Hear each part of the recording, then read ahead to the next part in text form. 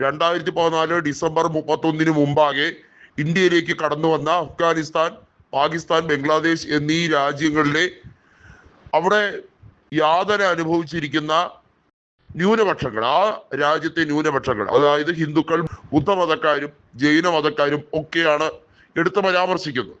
അതേസമയം NRCയുടെ പേരുമായി പരാമർശിക്കുന്നതിൽ കുറെ സങ്കുചിത മനോഭാവം കൃത്യമായി കേന്ദ്ര സർക്കാർ കാത്തു സൂക്ഷിക്കുന്നു എന്നുള്ളത് മുസ്ലിം സമൂഹം തിരിച്ചറിഞ്ഞ കാര്യമാണ്. ഈ രണ്ട് കാര്യങ്ങളും ഇന്ത്യയിൽ ഇമ്പോസ് ചെയ്തുകൊണ്ടിരിക്കുകയാണ്. അത് നേരായ രീതിയിലൂടെ നടപ്പിലാക്കാൻ കഴിഞ്ഞില്ലെങ്കിൽ വളഞ്ഞ വഴി പ്രയോഗിക്കുക, അതാണിപ്പോൾ ബീഹാറിൽ ഉൾപ്പെടെ പല സംസ്ഥാനങ്ങളിലും നടത്തിക്കൊണ്ടിരിക്കുന്നത്. വോട്ടർ പട്ടികയിൽ NRC ആപ്ലിക്കബിൾ ആക്കാൻ വേണ്ടിയും പൗരത്വ നിയമ ഭേദഗതി കൃത്യമായി നടപ്പിലാക്കാൻ വേണ്ടിയും ബോധപൂർവം ശ്രമിക്കുകയാണ്. ബീഹാറിലായിരുന്നാലും അതുപോലെ തന്നെ കൃത്യമായും ബംഗാളിലായിരുന്നാലും വെസ്റ്റ് ബംഗാളിലായിരുന്നാലും ഈ രീതിയിലുള്ള സമീപനം കേന്ദ്ര സർക്കാർ തുടരുന്നു എന്ന് പറഞ്ഞുകൊണ്ട് തന്നെയാണ് തൃണമൂൽ കോൺഗ്രസ് MP ആയ മഹുവ മൊയ്ത്ര സുപ്രീം കോടതിയിൽ പരാതി നൽകിയിരിക്കുന്നത്.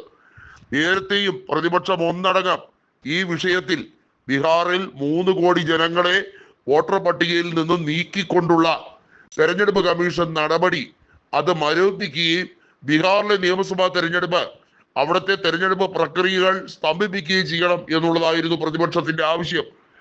ഈ രീതിയിലുള്ള സമ്പ്രദായമാണ് തുടരുന്നതെങ്കിൽ മുസ്ലിങ്ങൾക്ക് മാത്രമല്ല, ഇന്ത്യയിൽ BJP വിരുദ്ധരെന്ന് അവർ തിരിച്ചറിയുന്നവർക്കൊന്നും തന്നെ അവർക്ക് ഇന്ത്യൻ പൗരത്വം പോലും നിഷേധിക്കപ്പെടുന്ന സാഹചര്യത്തിലേക്ക് കാര്യങ്ങൾ പോകുന്നു.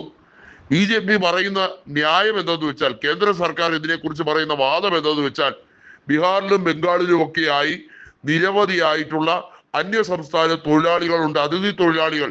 അവർക്ക് പലയിടത്തും വോട്ടുണ്ട്, അവർ ജോലി ചെയ്യുന്നിടത്തും വോട്ടവകാശം സ്ഥാപിക്കപ്പെടുന്നുണ്ട്. അങ്ങനെ ഇരട്ട വോട്ടുകളുണ്ട്. ഇവരുടെ പൗരത്വവുമായി ബന്ധപ്പെട്ട കാര്യത്തിൽ അന്വേഷണം വേണം എന്നാണ് ഇപ്പോൾ പറഞ്ഞിരിക്കുന്നത്. 1987 മുമ്പുള്ളവരുടെ ജനനത്തീയതിയുമായി ബന്ധപ്പെട്ട കാർഡ് മതി. അതിനുശേഷം രജിസ്റ്റർ ചെയ്തവരുടെ ജനനത്തീയതി മാത്രമല്ല, സർവത്ര വ്യാപകമായ ഡീറ്റെയിലും സമർപ്പിക്കപ്പെടണം. ഇതെന്ത് കൂത്താണിത്? ഇതാണ് കൃത്യമായും പ്രതിപക്ഷം ചോദിക്കുന്നത്. ജനങ്ങളെ കബളിപ്പിക്കാൻ പുതിയ മാർഗങ്ങളാണ് അവലംബിക്കുന്നത്.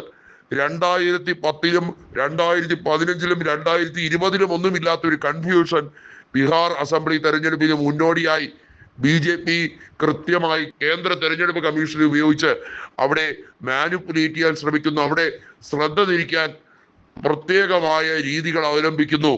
അതിനാണ് വോട്ടർ പട്ടികയിൽ തിരിമറി നടത്താൻ പോകുന്നത്. 3 കോടി വോട്ടർമാരെ അയോഗ്യമാക്കുന്ന രീതിയിലുള്ള വോട്ടർ പട്ടിക നിലവിൽ വന്നാൽ എന്താകും അതിന്റെ സ്ഥിതി? ഇത് തന്നെയാണ് BJP യാതൊരു കാരണവശാലും അധികാരത്തിൽ എത്തില്ല എന്നുള്ളത് ഉറപ്പുള്ള ബംഗാളിലും അവർ വെടക്കാക്കി തരിക്കാക്കാൻ വേണ്ടിയുള്ള പ്ലാനാണ് നടപ്പിലാക്കുന്നത്. അതായത് മുസ്ലിം സമുദായത്തെ എങ്ങനെയും അവരെ പൗരത്വത്തിൽ നിന്ന് തന്നെ പുറത്താക്കാനാണ് ബംഗാളിലും ബീഹാറിലും BJP കളിച്ചുകൊണ്ടിരിക്കുന്നത്.